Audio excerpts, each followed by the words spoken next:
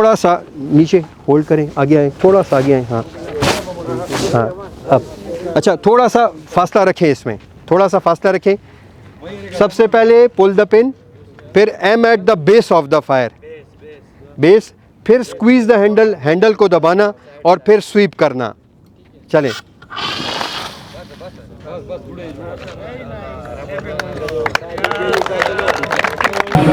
सरदार साहब ने थोड़ा सा मेरा इंट्रोडक्शन करवाया और थोड़ा सा इसमें मैं मज़ीद इजाफा करता हूँ। आज जो हमारा सेशन है वो फायर सेफ्टी और इमरजेंसी मैनेजमेंट से रेलेवेंट है। मेरा फुल जो है वो फुरकान नदीम है और मैं पिछले 13 ईयर से हेल्थ एंड सेफ्टी की फील्ड में हूँ। पीटाक के साथ तकरीबन 8 साल से एज अ ट्रेनर के तौर पे काम कर रहा हूँ। इसके अलावा एक इंटरनेशनल इदारा है इडप्टस, पिछले 11 सालों से उनके साथ मुंसलिक हूँ, और एक यूवी बेस्ड इदारा है ईओ, उनके साथ पिछले 7 साल से काम कर रहा हूँ। ट्रेनर हूँ एनवीक्यू का और निबोश का, और इस हवाले से जो ट्रेनिंग होती है उसके हवाले से भी स्टूडेंट्स को गाइडलाइन और कंसल्टेंसी। आपके सामने स्क्रीन पे एक क्वेश्चन है, क्वेश्चन का जवाब क्या है? तो जी स्टार्ट करते हैं। थोड़ा सा आपको हल्का फुल्का सा पहले इंट्रोडक्शन देता हूँ सेफ्टी के हवाले से, क्योंकि हम ये जो सेशन ले रहे हैं ये सेफ्टी के हवाले से, फायर सेफ्टी के हवाले से। तो हल्का सा आपको पहले इंट्रोडक्शन दूंगा बेसिक सेफ्टी के हवाले से, और फिर हम सेशन को लेके जाएंगे फायर सेफ्टी से लिंक कर देंगे। और इंशाल्लाह कोशिश ये होगी कि ये जो हमारा सेशन है 2 से 3 घंटे का, इसमें कोशिश की जाएगी कि जितनी नॉलेज मेरे पास है फायर के हवाले से वो आपको इंशाल्लाह डिलीवर कर सकूँ। थोड़ा सा बस फोकस आपका ये चाहिए कि आप इसको तवज्जो से देखें। क्रॉस क्वेश्चनिंग की लास्ट में हम आपको पूरा सेशन एक देंगे, उसमें आप क्रॉस क्वेश्चन पूछ सकते हैं, सर्टिफिकेशन के हवाले से पूछ सकते हैं, या आपके जहन में कोई भी टेक्निकल इस हवाले से कुछ पूछना चाहते हैं, माइंड क्लियर करना चाहते हैं, तो वो इंशाल्लाह सेशन के फ़ौरन बाद इंशाल्लाह एक छोटा सा सेशन हम रखेंगे। सबसे पहले जी कुछ ऐसे वाक़यात जो पास्ट में हो चुके हैं जिसकी वजह से सेफ्टी की अहमियत ज़्यादा होना शुरू हो गई, वो कुछ आपको बताता हूँ। जैसे कि सबसे पहले आपको स्क्रीन पे नज़र आ रहा है पाइपर अल्फा, स्कॉटलैंड की एक ऑयल प्रोडक्शन कंपनी थी। 1988 में इस रिग पे एक पाइप को चेंज किया गया और वो थ्रू कर दिया गया, जिसे हम पश्तो में अक्सर कहते हैं दावती की, उर्दू में बोलते हैं यार ये ठीक होगा, यानी सेफ्टी प्रोटोकॉल्स को फॉलो नहीं किया। तो एक ब्लॉक में 167 लोग जो वहां पर मौजूद थे उनकी डेथ हो गई और $1 अरब का नुकसान हुआ है इस कंपनी को।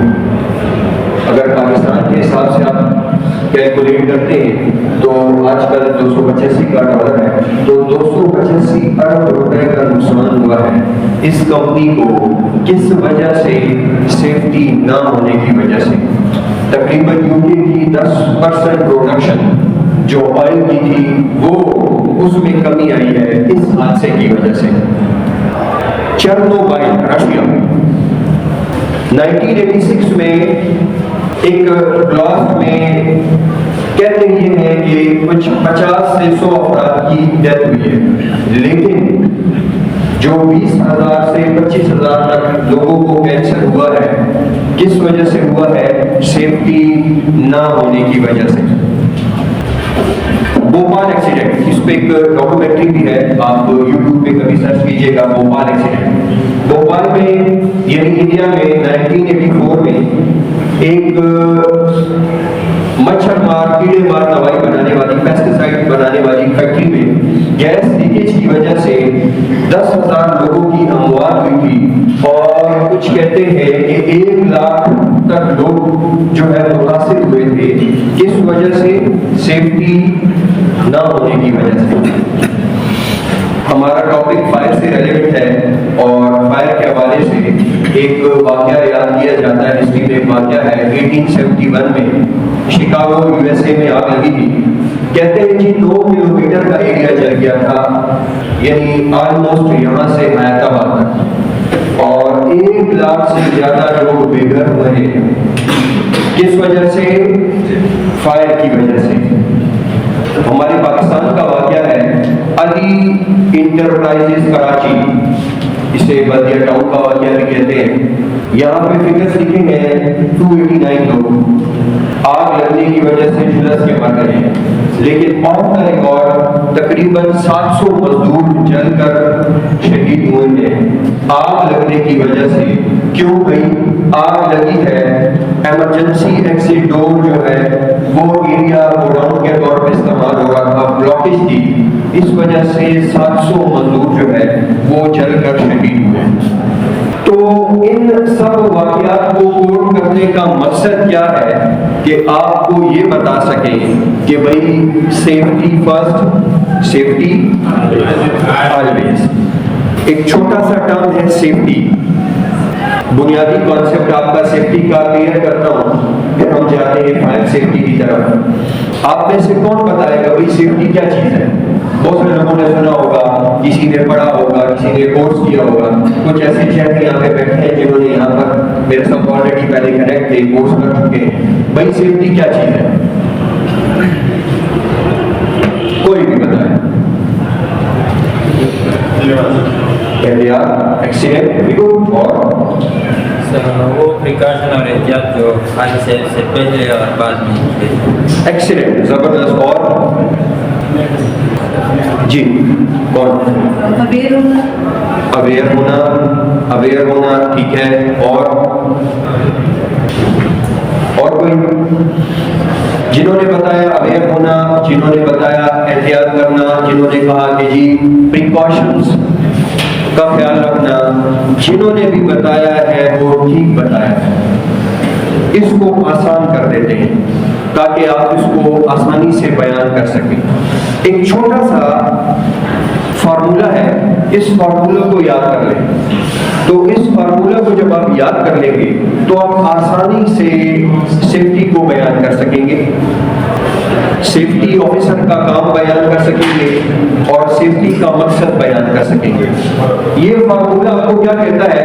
आपको स्क्रीन पे 4 जो है वो लेटर्स लिखे हुए नजर आ रहे हैं, PPPE। ये लेटर्स याद कर लें और ये लेटर्स आपको क्या बताते हैं? पहले P से बनता है प्रोटेक्शन, दूसरे P से बनता है पीपल, तीसरे P से बनता है प्रॉपर्टी और E से बनता है इन्वायरमेंट। यानी सेफ्टी क्या है? प्रोटेक्शन करना लोगों की, सामान की, माहौल की। सेफ्टी ऑफिसर का नाम आपने सुना होगा, वो क्या काम करता है? प्रोटेक्शन करता है लोगों की, सामान की, माहौल की।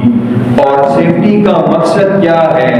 भाई यही मकसद है कि जितने लोग हैं, जितना सामान है और माहौल का ख्याल रखना, ये सेफ्टी का मकसद है। आप सेफ्टी को ऐसे भी बयान कर सकते हैं कि भाई लोगों को रिस्क फ्री एनवायरनमेंट देना, ये सेफ्टी है, खतरे से पाक माहौल है। यहाँ पे एक वर्ड है रिस्क, मैंने इसको थोड़ा सा हाईलाइट किया है। रिस्क किसे कहते हैं? खतरा। और हाँ जी, और रिस्क कहते हैं खतरे के चांस को, खतरे को नहीं, खतरे के चांस को। वो कम भी हो सकता है, वो ज्यादा भी हो सकता है। एक नया ड्राइवर है, सदर में गाड़ी चला रहा है, आप कहेंगे सर यहाँ पे गाड़ी मत चलाएं, यहाँ पे रिस्क ज्यादा है क्योंकि यहाँ पे ट्रैफिक ज्यादा है। इसी ड्राइवर को आप हैदराबाद ले जाएं, फेज 7 में ट्रैफिक नहीं है, खुले रोड है, भाई वहां पे रिस्क लेवल कम है। तो भाई सेफ्टी क्या है? लोगों को रिस्क फ्री एनवायरनमेंट देना। आते हैं अपने टॉपिक की तरफ कि भाई फायर सेफ्टी क्या है।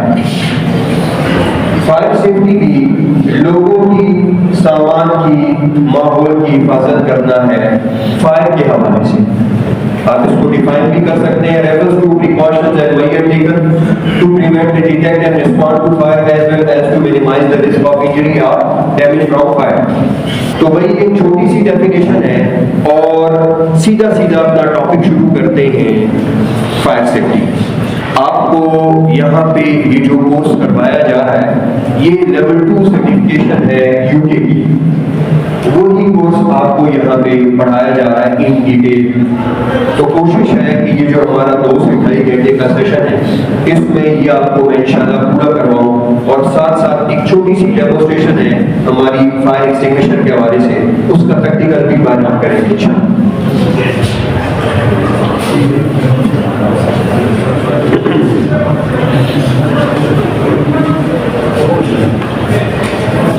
स्क्रीन सबको क्लियर है? रोशनी की वजह से कुछ डिस्टर्बेंस तो नहीं? Common causes of workplace fire.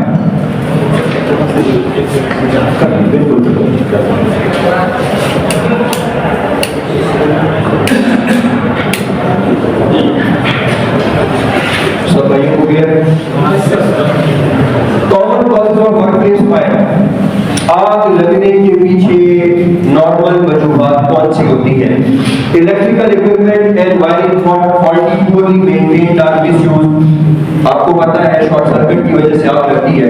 अगर बिजली का सामान पुराना है, खराब है, टूटा हुआ है, वायरिंग कमजोर है, आग लग सकती है। पोर्टेबल हीटर्स, आजकल सर्दी है, हम हीटर इस्तेमाल करते हैं, आग लगने के पीछे वजह होती है। कुकिंग में अगर एहतियात नहीं करेंगे तो आग लग सकती है। Poor housekeeping, rubbish to accommodate, भाई गंद बहुत इकट्ठा हुआ है, हल्की सी चिंगारी मिलेगी, आग लग सकती है। Hot working practice such as soldering and welding, welding का काम है, टांके लगाने का काम है, भाई आग लग सकती है। स्मोकिंग की वजह से आग लग सकती है।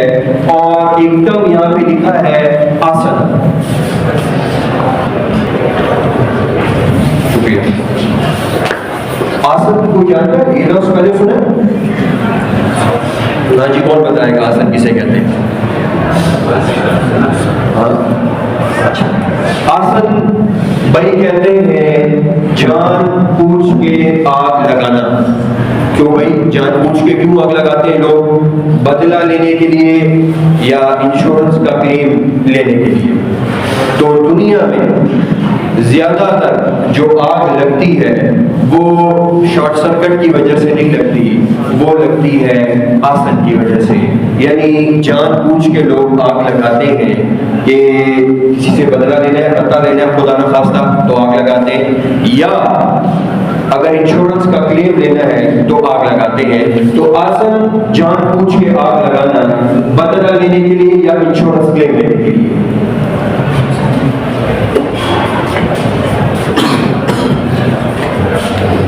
कहते हैं कि जहां पर हीट, फ्यूल और ऑक्सीजन एक साथ हो जाए वहां पर आग लग जाती है। इस कमरे में हीट है? बिल्कुल है। इस कमरे में फ्यूल है, लकड़ी, कपड़ा, पेपर। इस कमरे में ऑक्सीजन है। ये तीनों चीजें मिलकर आग लगाती है। आग क्यों नहीं लग रही? एक्सीलेंट, सही बताया आपने। क्या हीट मौजूद नहीं है ज्यादा मिकदार में। 120 सेंटीग्रेड तक हीट जाएगी तो ऑटोमेटिकली क्या होगा? केमिकल रिएक्शन होगा, और जब केमिकल रिएक्शन होगा आग लग जाएगी। इसीलिए हम कहते हैं कि fire is the chemical reaction of heat, fuel and oxygen. अगर आप सिर्फ ये कहें कि fire is the combination of heat, fuel and oxygen तो गलत। Fire is the chemical reaction of heat, fuel and oxygen.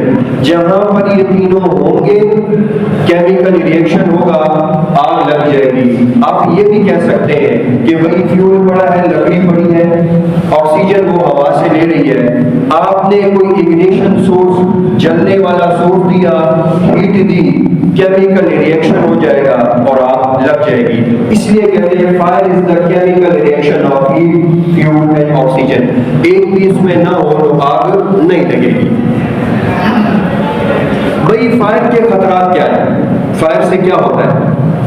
जब आग लगी हो या आग के बाद इससे शोले निकलते हैं और हीट निकलती है, इससे धुआं निकलता है। इसका धुआं इतना गर्म होता है कि खुदा ना खास्ता, अल्लाह ना करे, अगर किसी ने इनहेल किया तो उसके नाक के बाल और इवन लंग्स को भी जला देते हैं। आपने देखा होगा कि किसी जगह पे फायर लगी है, बंदा ठीक ठाक निकला है, लेकिन 3, 4, 5 दिन के बाद उसके लंग्स ने काम करना छोड़ दिया। क्यों? उसकी स्मोक की वजह से। लैक ऑफ ऑक्सीजन, जहां पे आग लगेगी ऑक्सीजन को खाएगी, ऑक्सीजन की कमी की वजह से जो है वो अमवात होती है। इम्पैक्ट है, क्रशिंग चीजें टूटती हैं और फिर गिरती हैं और नोज के थ्रू रास्ते बंद हो जाते हैं और लोग नहीं निकल सकते।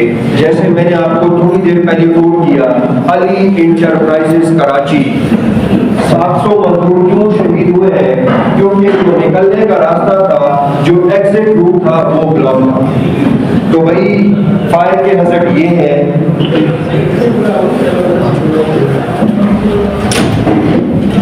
जितनी हीट फैलेगी, जितनी हीट फैलेगी उतनी आग फैलेगी। और heat methods of heat transfer, आग 3 वजूहात की बिना पर फैलती है। सबसे पहले है जी कंडक्शन, कन्वेक्शन और रेडिएशन। भाई कंडक्शन क्या है? ये लफ्ज निकला है कंडक्टर से। आपने नाम सुना होगा कंडक्टर, किसे कहते हैं? जिससे हीट या एनर्जी पास हो। भाई आग लगी है कमरे में, छत में सरिया है, छत में गार्डन है, भाई उनको हीट मिली, कंडक्टर है, हीट पास हुई, ऊपर कमरे में भी आग लग गई। ये है जी कंडक्शन, ये है जी कंडक्शन। आप देखते हैं फ्लोर में आग लगी है, अचानक दूसरे फ्लोर में आग लग गई, कोई लेके जाता है आप वहां पे? कंडक्शन।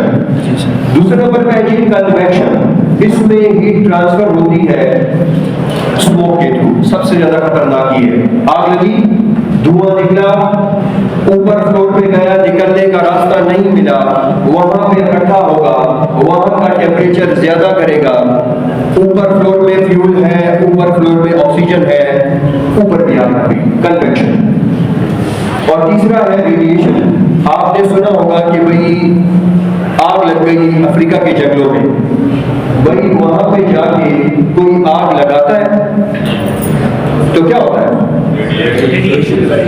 गर्मी में टेम्परेचर ज्यादा होता है, दिन के टाइम पे ऑक्सीजन प्रोड्यूस हो रही होती है, सूखे पत्ते हैं, भाई लकड़ियां मौजूद हैं और रेडिएशन के थ्रू आग लग गई। जैसे कि आपके सामने एक हीटर की मिसाल है, अगर करीब में कपड़ा होगा ऑटोमेटिकली इस तरह का वाकया होगा। बैकड्रॉप एक टर्म इस्तेमाल करते हैं, इसमें आग फैलती है हवा की वजह से। आसान मिसाल, माचिस की तीली जलाएं और उसको आहिस्ता आहिस्ता आप फूंक मारें, आप देखेंगे वो जल्दी जल्दी जलना शुरू हो जाएगी। क्यों भाई? आप उसको ज्यादा ऑक्सीजन दे रहे हैं। ये टर्म, भाई एक कमरे में आग लगी है, बाहर हवा तेज चल रही है, अंदर हवा ज्यादा ऑक्सीजन ला रही है, पूरे कमरे में आग लग जाएगी।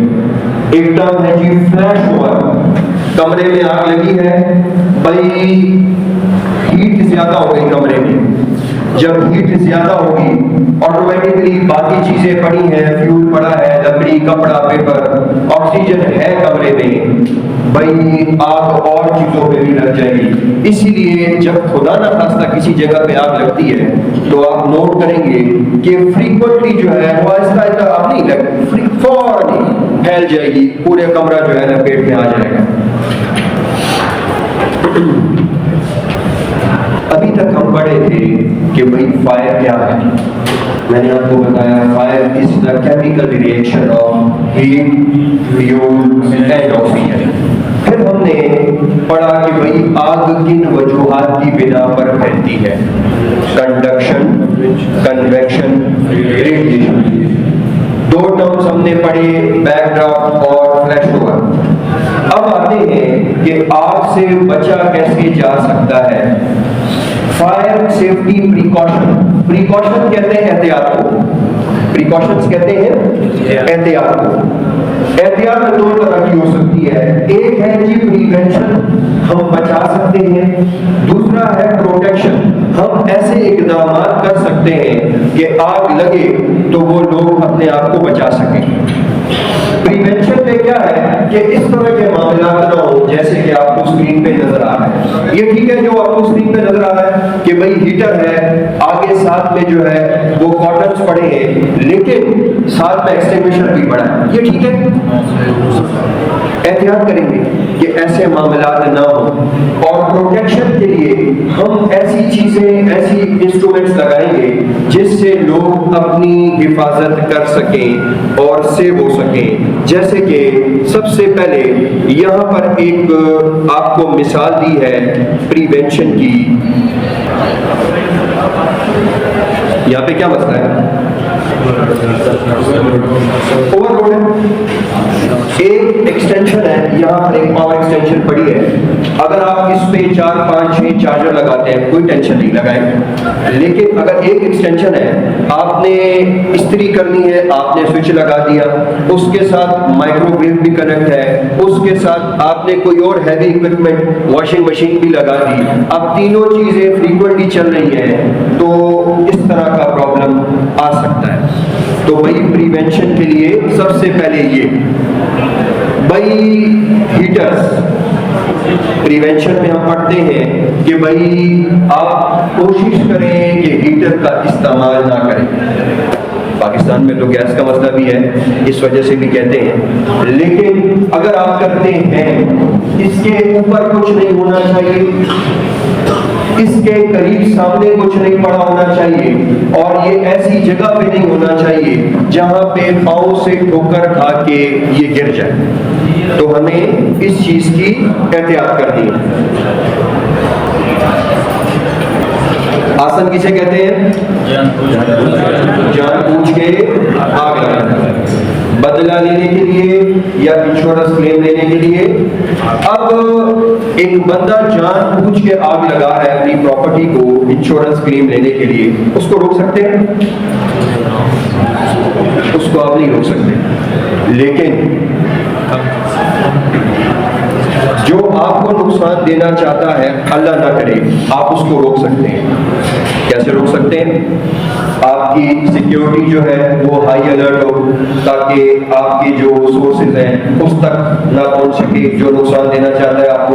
आपकी हाउसकीपिंग बेहतरीन हो, आपके लेटर बॉक्स, आपके डस्टबिन कम से कम 5 मीटर दूर पड़े हों ताकि कोई एक्सेस ना कर सके, और आपके दरवाजे वगैरह जो है या बिल्डिंग वगैरह है उसके आसपास कोई जलने वाली चीज ना हो ताकि कोई आपको नुकसान ना दे सके। फायर की प्रोटेक्शन के लिए, ताकि फायर हमें नुकसान ना दे, हम ये वाले एक्टिव मेजर्स अपनाते हैं ताकि फायर नुकसान ना दे। सबसे पहले है जी fire alarm system. Automatic panel लगा होगा, जो ही आग लगी भाई सर्वर में बताया और मुख्तलिफ पॉइंट्स पे अलार्म बजना शुरू हो गया। दूसरे नंबर पे मैनुअल बटन भी होता है, आपने नॉमिनेट किए होते हैं अपनी टीम में से। मिसाल के तौर पर सिविल का डिपार्टमेंट है, उसमें से 10 बंदे हाईलाइट कर दी, हमने नॉमिनेट कर दिए कि इन केस ऑफ फायर आपने जाकर जो है वो बटन को प्रेस करना है। और अगर वो भी नहीं होगा तो हम क्या करेंगे? ऑटोमेटिक पैनल नहीं है, मैनुअल बटन नहीं है, अब क्या करें? आपको बताने के लिए क्या करें भाई? आप आपको बताने के लिए शोर मचाएंगे, फायर फायर फायर फायर, बचाओ बचाओ बचाओ बचाओ। हमने क्या करना है? अलार्म का काम क्या है? लोगों को इन्फॉर्म करना। वो नहीं है, ऑटोमेटिक बटन नहीं है, मैनुअल बटन नहीं है, तो हम शोर मचाएंगे ताकि लोगों को पता चल सके। भाई स्मोक एंड हीट डिटेक्टर, ये आपको स्क्रीन पे नजर आ रहे हैं, स्मोक एंड हीट डिटेक्टर, ये कमरे के बेड में लगे होते हैं।